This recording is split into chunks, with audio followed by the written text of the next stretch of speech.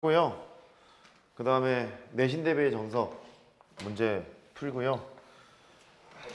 선생님 그거 숙제하면서 예. 학교에서 두고 온 것 같아요.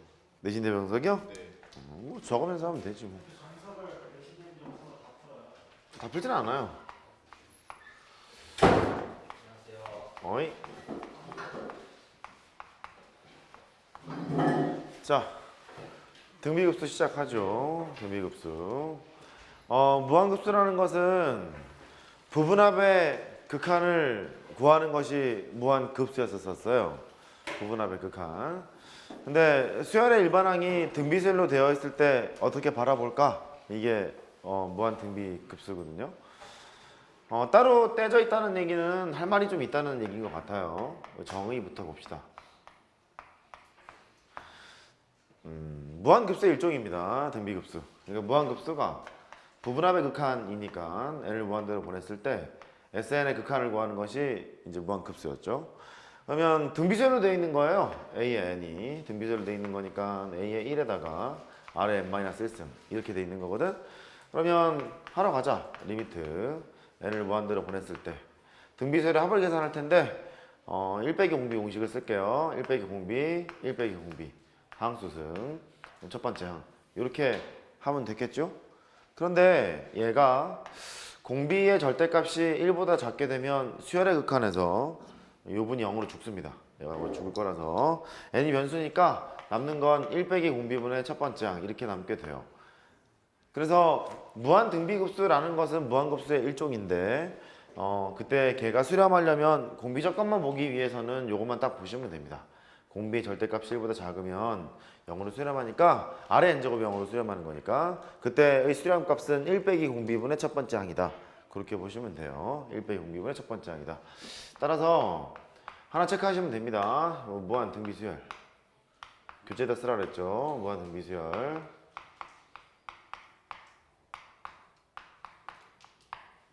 무한등비급수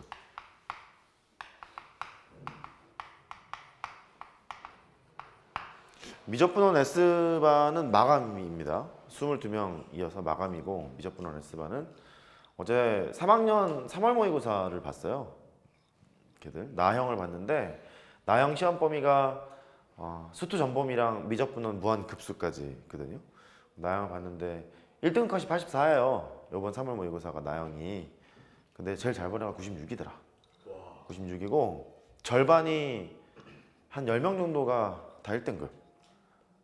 84점 이상 다 1등급이고 양소고 애들이 대부분이고 인창고 1명 있고 와보고 1명 있고 어디지?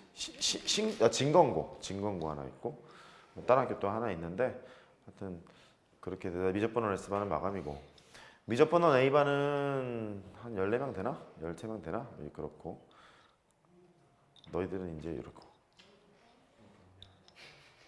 그래요.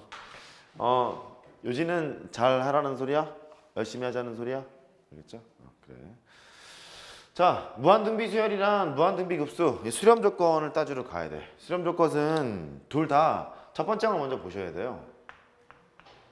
둘 다 공비 조건도 보셔야 됩니다. 첫 번째 항은 무한등비수열도 그렇고 무한등비급수도 그렇고 첫 번째 항이 0이 되면 다 수렴할 거야. 무한등비수열에서는 첫 번째 항 0이면 공비가 뭐가 붙던지 간에 빵빵빵 이게 찍고 나가는 거니까 0일 테고 무한등비급수도 0을 무한대로 더하는 거랑 마찬가지니까 0이 되겠죠. 무한등비수열에서의 공비 조건은 1보다 작고 마이너스 1보다 크다 뿐만 아니라 옳지 이게 포함이 된다. 그렇게 얘기했었죠? 무한등비수열에서는 공비가 1이면 첫 번째 항이 3이 되더라도 3, 3, 3 이렇게 찍히는 거잖아요. 그러니까 1이 포함됩니다. 이거 조심하셔야죠. 무한등비급수에서는 방금 했던 것처럼 공비가 마이너스 1보다는 크고 1보다 작다 이렇게 되고요. 이때 공비 조건을 만족하는 경우 그때 수렴값은 S라고 할게요. 수렴값은 1 빼기 공비분의 첫 번째 항으로 할 거야. 이렇게 얘기했던 거예요.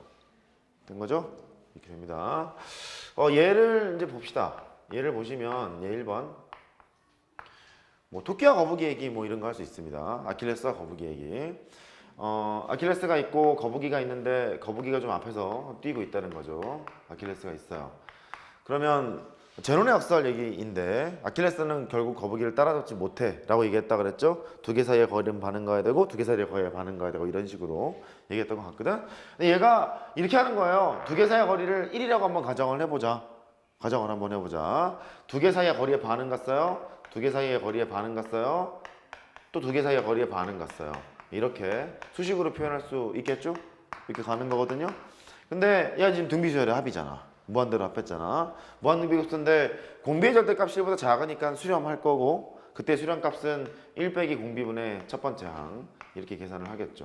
2분의 1분의 2분의 1이 되는 거니까 1이라고 하시면 되겠습니다. 된 거죠? 이런 기본적인 이해 있고요. 작년 기준으로 보면 인창고를 제외하고는 순환소수에 관련된 문제가 나온 적이 없어요. 인창고는 나왔었거든요. 순환소수에 대한 얘기도 이제 하실 줄 알아야 되는데 이런 거 0.8에 땡이 있습니다. 얘는 중학교 때 방식으로 해보면 9분의 8. 땡 하나 있으면 9 쓰기로 했죠? 너는 이제 9분의 8이고요. 그 다음에 요거 해볼까요? 0.324 떼땡 뭐 이런 게 있대요. 중학교 방식으로 해보면 990분의 324에다가 땡이 안 붙은 거 3을 빼서 계산을 하기로 중학교 때 중2 때인가요? 중1 때인가요? 아마 했었을 겁니다. 이렇게. 너무 오래됐죠? 일단 요거 기본적인 계산할 수 있어야 됩니다. 땡땡이 붙어 있으면 99 쓰시고요. 안 붙어 있으면 0을 쓰시고. 그런데 지금 0.8 땡이라는 것은 말이다. 요것은 0.8888 이렇게 가는 거거든요.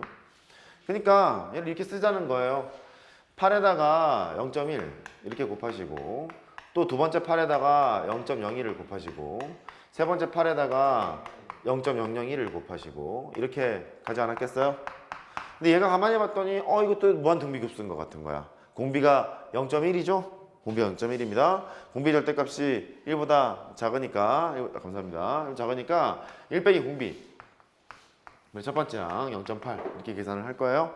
그러니까 너는 0.9분의 0.8 이렇게 돼서 9분의 8이라고 계산을 할 수 있었던 거죠. 그러니까 문제에서 그 명시를 이제 할 거예요. 등비급수를 이용을 해서 다음을 해석하세요. 그럼 이렇게 해석할 수밖에 없는 거예요. 그렇지가 않으면 그냥 이렇게 푸셔도 됩니다. 순환소수가 나와 있고 방정식 문제 푸는 게 있거든요. 그럼 이게 빠를 수 있어요. 됐죠? 만약에 밑에 걸 한다고 쳐봐. 0.324 떼댕 이런 게 있대요. 떼댕 이런 게 있대. 너는 0.3에다가 24 이렇게 되는 거예요. 24 더 쓸까요? 24 이렇게 가거든. 그럼 너는 0.3은 이제 가만히 두시고 여기 순환 마디를 가지고 있는 순환소수 파트를 따로 한번 써보는 거예요. 0.024 24 이렇게 간다. 이걸 알 수 있죠? 그러면 오른쪽에 있는 2분을 이제 하러 가는 거야. 2분을. 이거 쓸 때 조금만 조심하면 돼. 자, 첫 시작을 잘해야 된다. 24에다가 뭐 곱하면 되냐? 0.001 이렇게 되는 거죠? 우리 중학교 때 공부 잘했거든요. 이해되는 겁니다. 중학교 때는 공부 잘했잖아. 24에다가 곱하기 0.00001 이렇게 되는 거죠? 잘했어요. 이렇게 간다고. 얘도 보면은 여기서 일로 갈 때 공이 2개 붙었다는 소리는 얼마를 곱한 거니? 100분의 1 곱한 거죠? 100분의 1 곱한 겁니다. 100분의 1 곱한 거니까 1 빼기 공비 첫 번째 항 쓰기 싫다. 0.024 이렇게만 쓸게요. 이쪽 계산하시고요. 너랑 이렇게 더하시는 방향으로 가시면 돼요. 서술형이 가끔 등장합니다. 가끔. 작년 인창고에서는 방정식 문제가 이렇게 나왔던 것으로 기억이 나요. 작년 인창고 1학기 중간고사가 올 서술형이었었거든요. 이과는 그랬었거든. 문과 이번에 그러니? 전부 다 서술형이니 혹시? 없었니? 작년 이과는 그랬었어요. 올 서술형이었거든요. 그래서 애들이 이제 당황했죠. 내가 나온다고 계속 얘기를 하는데도 이 새끼들이 씹어요. 안 씹은 새끼들은 맞았는데 씹은 새끼는 틀렸었습니다. 할 수 있겠죠? 이런 거 응용할 수 있어요. 이게 서술형이 나온대요, 시험에. 네! 수업에 누차 얘기했죠. 나올 거라고. 나옵니다, 그거. 자, 그 다음에 정의 파트 했습니다. 이제 성질하러 가죠.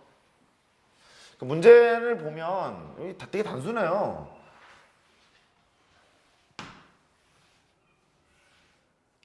이게 물이 묻어 있어서.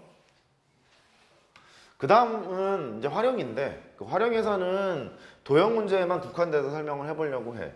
무한 등비급수의 도형 문제가 나형, 그러니까 문과 기준으로 수능에 출제될 확률이 한 98% 정도 돼요. 무한급수 도형 문제 4점짜리 니네 싫어했던 그거 거기에 대한 접근 그다음에 예들들을 설명을 해보면서 해보죠. 두 번째 야. 야, 해보자. 자, 두 번째 도형 문제에 대한 접근 도형의 접근